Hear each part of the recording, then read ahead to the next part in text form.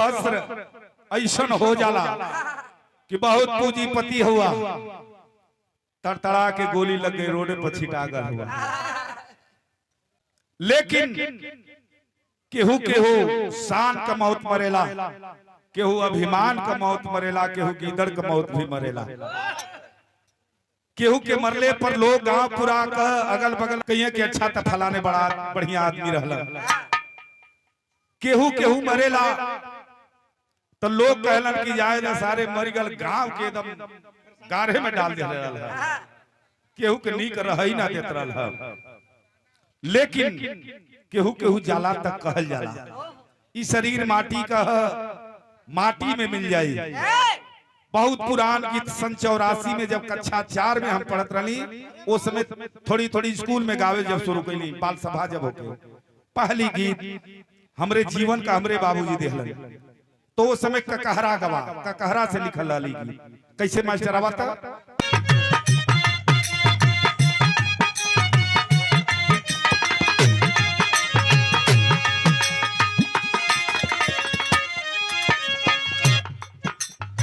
यो गीत के गावे स्वर्गीय बालेश्वर राजभर जी।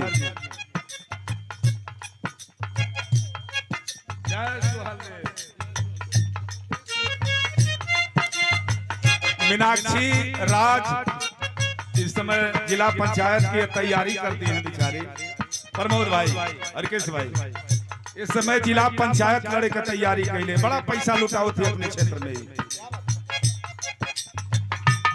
वो समय पहले सर चचा गावे का गावे कि दुश्मन मिले सबेरे, दुश्मन मिले सबेरे, अगर बर्तन की यारी न मिले।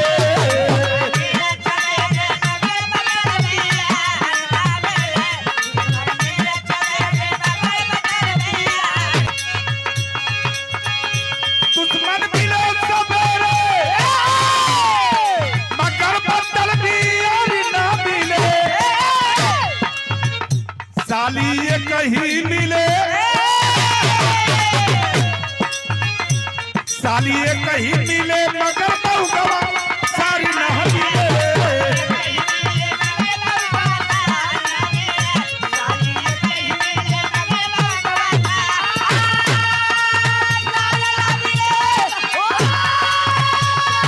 कौन से शुरुआत पहले हमरे निर्गुण का कौन से शुरुआत था, ध्यान दिया कैसे? तक कहियो मिल जाई माटी का शरीर है, कौन से शुरुआत है? कहियो मिल जाई, कहियो मिल जाई भैया है माटी में मटिया।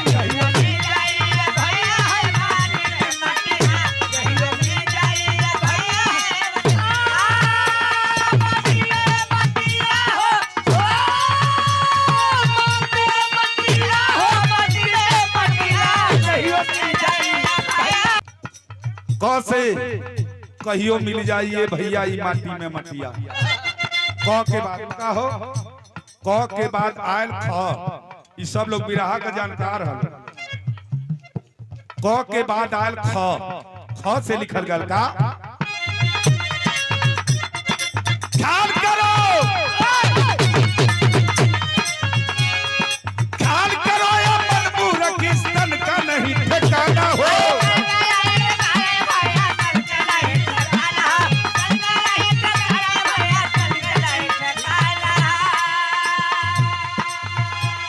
से लिखल गल ख्याल करो ऐ मन मूरख इस तन का नहीं ठिकाना। ख के बाद आयल ग से लिखल गल का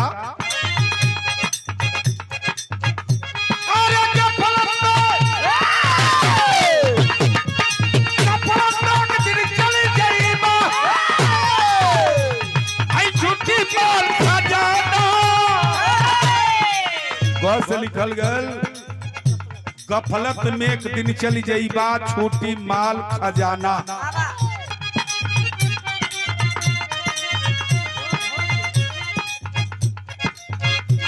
अरे ख्याल करो,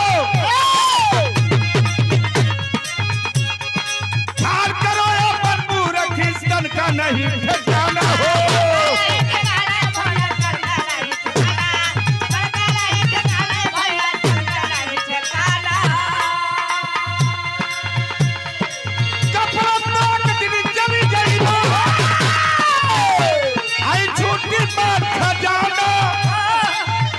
घरवा कुटुंब कबीला भाई बंद धोखे का टटिया।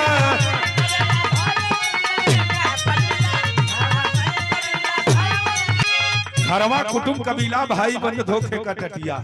घ पर से आयल अंगा, अंगा माने तो अंगा के बाद लगल च से लिखल गल का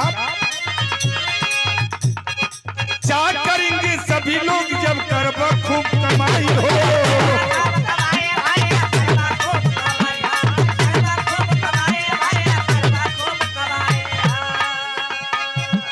क्या करेंगे? दो भाई हुआ, एक भाई बंबई बा। बंबई वाला 5 वर्ष में अगर 20,000 रुपया भेजी घरे आई तो के माई एकदम पुरान घी दे। रोज दूध दियाइयो के आ जवन भाई घरे बा 5 वर्ष में 50,000 कमा के देत बा। ओकर बाप कहीं अरे सारे मरुओ ना जा, दिन भर मांग मा सुरती खाला खाली में न कमैले में इतना अंतर है। ये लिए कहल गल का अरे क्या करेंगे सभी लोग जब करबा खूब कमाई हो।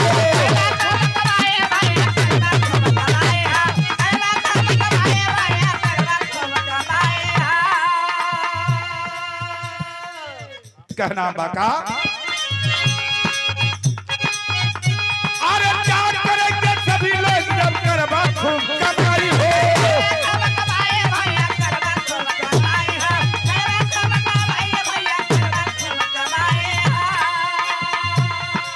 छ से लिखल गल छूटी जाई अरे माया की शरीरिया।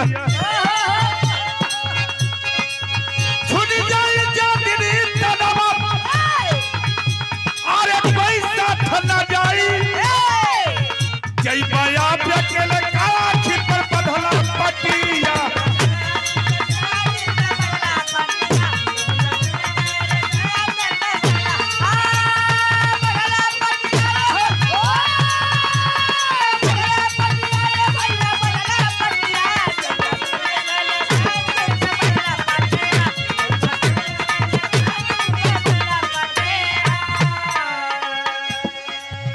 हीरा हूँ, हीरा। अरे बाप रे बाप, ये हीरा हूँ। ढेर जानी लोग इनके आगे आगे कटोरा कीड़ा होगा, लेकिन हीरा हीरा हूँ। अरे बाप हो बाप, तीसरका गोड़े से ही बोलोरो का फाटक बंद कर देला। बहुत मर्दराज किस्म का आदमी हूँ। ये लिए कहना बा जैबा आप अकेले का आखी पर बधला पटिया। च पर से आयल छ से लिखल गल का झूठ सोच में। अरे झूठ सोच में समय बितौला कैल काम कुल खोटा हो।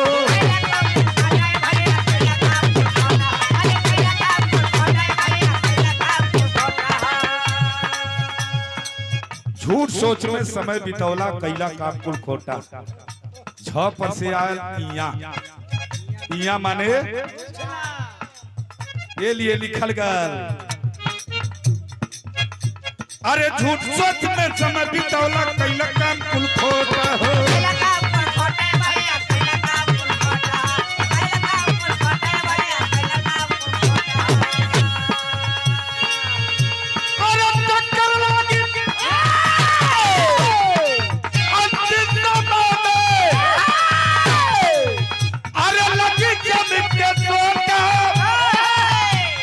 खटरी से टक्कर लागी अंत समय में लगी जम का सोटा।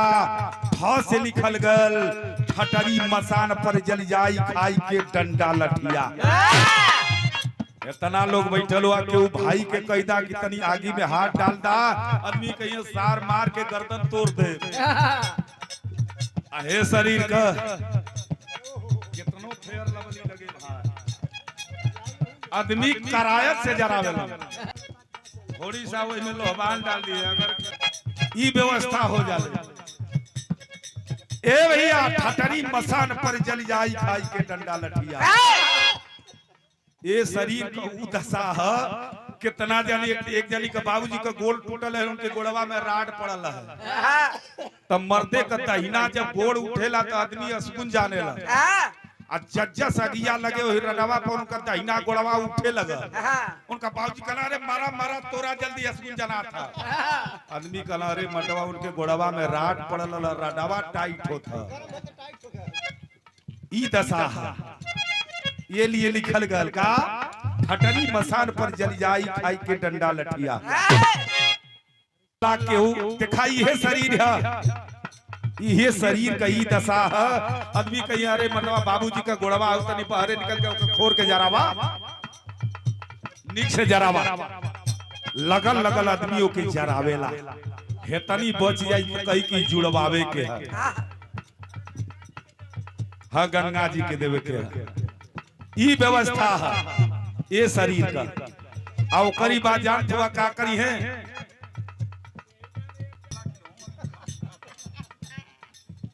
ए भैया आखिरकार ये शरीर का दशाई है। खोर खोर जरौले के बाद कबले याद करी हाँ लोग, जबले ये खैले पियले ना हो।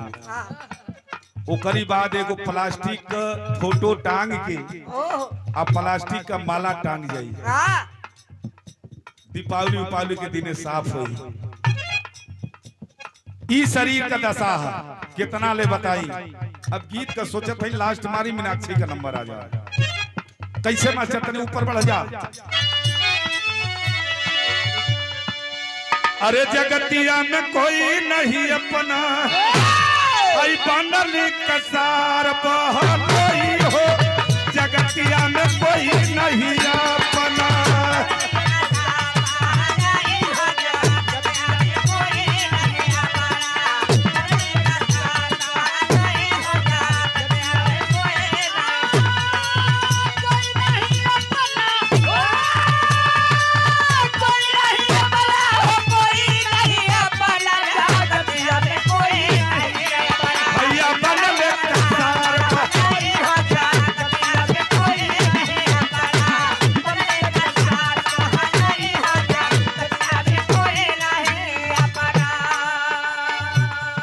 करे को होई मुट्ठी बांधे आईना, मुट्ठी बांधे आईना जय हाथवा पछा के।